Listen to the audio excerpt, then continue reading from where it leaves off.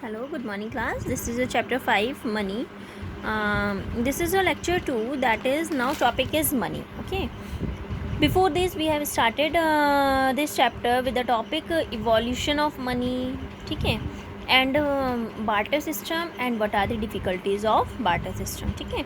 Now money can be describe something, money को हम describe कर सकते हैं जैसे जो एक्ट करता है as an instrument of exchange, या is a store of value, या is a measure of value, या as standard for deferred payment. Deferred means होता है फ्यूचर पेमेंट, जिसको हम बोलते हैं कि फ्यूचर के लिए हम फ्यूचर बोलते हैं ना, यानी future payments. You can understand the meaning of deferred as future. Okay, both are same. As per narrow concept, अगर हम नैरो कंसेप्ट से देखते हैं तो things which act as money will be included in money, for example coins, paper currency etcetera. लेकिन अगर हम broad concept से देखते हैं तो something that can be converted into money at a later date, जिसको भी हम बाद में मनी को फिक्स्ड बाद की डेट में चेंज कर सकते हैं, उसको बोलते हैं हम क्या, मनी। ठीक है, जैसे for example fix deposit. Money issued by the government authority is known as fiat money.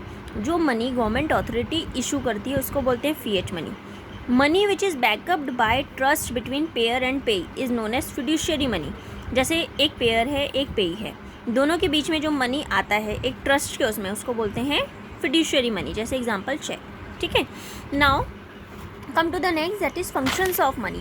Money has 4 functions, that is primary function, secondary function, static function and dynamic functions. In primary functions there are 2 functions, that is medium of exchange, second one is measure of value. Secondary functions may deferred payment, store of value and transfer value. Static functions and dynamic functions is single. Now come to the primary functions, जैसे medium of exchange। आपको पता है जो money है act करता है एक medium of exchange की तरह बिटवीन 2 इंडिविजुअल्स। यह अलाउ करता है greater exchange of goods and services which was not case in barter system. इस केस में हम ज़्यादा से ज़्यादा एक्सचेंज कर सकते हैं गुड्स एंड सर्विसेज, क्योंकि मीडियम क्या है वहाँ पे, मनी। ठीक है, लेकिन जो पॉसिबल नहीं होता था बार्टर सिस्टम के, उसमें ऐसा नहीं था कि बार्टर सिस्टम में हम ज़्यादा से ज़्यादा एक्सचेंज नहीं कर पाते थे, जितनी जिसको जरूरत होती है उतना ही कर पाते। लेकिन अब मनी के केस में क्या, अगर हमारा प्रोडक्शन ज़्यादा का और रखा है, हम उसको बेचेंगे तो हमारे पास ज़्यादा पैसा आएगा। ठीक है ना। नेक्स्ट है major of value. Earlier value of good was valued in terms of other good.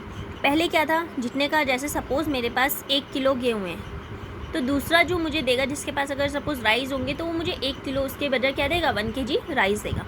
तो उसमें वैल्यू ऑफ गुड्स क्या रहता था, गुड के उसमें ही रहता था। लेकिन इसमें क्या है, now each good is valued in terms of money. अब कुछ हम सामान बेच रहे हैं तो हमें पैसे देने पड़ते हैं ना, या हम सामान ले रहे हैं तो हमें पैसे देने पड़ते हैं। कोई अगर सामान बेच रहे हैं तो हमें पैसे मिलते हैं। ठीक है, तो जो वैल्यू हो गई है हर एक गुड की, वो टर्म्स ऑफ मनी में कन्वर्ट हो गई है, which mean money serve as a measure of value. तो अब मनी क्या काम करता है, serve as a measure of value. ठीक है, now next is secondary function, जिसमें मैंने आपको डेफर्ड पेमेंट बताया, स्टोर ऑफ वैल्यू और transfer of value. So deferred payments मतलब which payments which are made in the future. Payments वो payments जो फ्यूचर में होनी है are refer to as deferred payments. Now we can use a service और buy product and pay for it later. आपने देखा हो कई बार ऐसा होता है हम सामान ले आते हैं लेकिन उसके पैसे फिर हम बाद में देते हैं। लेकिन पहले क्या था, बार्टर सिस्टम में मैंने आपको बताया था एक ड्रॉबैक था उसका, कि उसमें डेफर्ड पेमेंट की सिचुएशन नहीं होती थी। अगर किसी को बाद में पैसे देने होते हैं तो क्या होता था, डेब्ट ट्रैप्ट वाली मैंने आपको सिचुएशन बताई थी। ठीक है ना। सो इसमें क्या है, हम लोग अगर कोई सामान खरीद रहे हैं तो हम उसके लिए बाद में भी पे कर सकते हैं, दैट इज डेफर्ड पेमेंट कर सकते हैं। This promotes economic activities at a faster rate. इससे क्या हो रहा है, इकोनॉमिक एक्टिविटीज़ जो है फास्ट रेट में प्रमोट हो रही है। ठीक है, नेक्स्ट है store of value. Money allow करता है स्टोरेज ऑफ वेल्थ को in on value conveniently, which was not possible in, जो बार्टर सिस्टम में पॉसिबल नहीं था। तो इस तरह से मनी ने क्या करा है, अलाउ किया है स्टोरेज ऑफ वेल्थ को। This is also known as asset function of money. इसको असेट फंक्शन ऑफ मनी बोलते हैं क्योंकि हम इसको स्टोर कर सकते हैं मनी को। ठीक है ना। अब उसमें क्या था, जैसे सपोज मेरा प्रोडक्शन हो रखा है, मैंने वीट का किया है, लेकिन वीट क्या है, 1 साल बाद 6 महीने बाद वो ख़राब हो जाता है। ठीक है, लेकिन पैसा तो ऐसा नहीं है कि मैंने 6 महीने रखा है या 1 साल रखा तो ख़राब हो गया है, हम इसको स्टोर कर सकते हैं। ठीक है ना। उसके बाद है transfer of value. This feature of money has allowed for increase economic considered purchase power new can be transferred easily.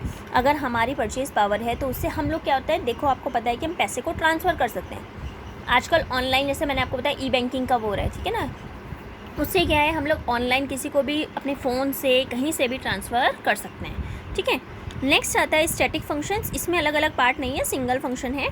इसमें वो फंक्शंस आते हैं जो सिर्फ हेल्प, जो which only help in regulating economy of a country. Static मतलब जो सिर्फ इकोनॉमी ऑफ अ कंट्री को रेगुलेट करने में जो हेल्प करते हैं वो फंक्शंस आते हैं। इसका मतलब ये नहीं है कि हमें ग्रोथ और डेवलपमेंट को बढ़ाना है, ठीक है, उसको उस पर इसका फोकस नहीं रहता है। स्टैटिक फंक्शन इसमें इंक्लूड होते हैं प्राइमरी फंक्शन भी और सेकेंडरी फंक्शन। सेकेंडरी फंक्शन जो प्राइमरी फंक्शन हमने अलग अलग पढ़े हैं, दोनों इसमें इंक्लूड होते हैं। नेक्स्ट आता है आपके पास dynamic functions. These are the functions which help in improving growth and development in the economy. Dynamic functions वो होते हैं जो include करते हैं which help in improving growth and development in the economy, ठीक है। तो ये आपके functions of money थे। इसके बाद जो हमारा next topic आएगा वो आएगा supply of money, कि किस तरह से हम supply करते हैं money की। Okay, thank you, have a nice day.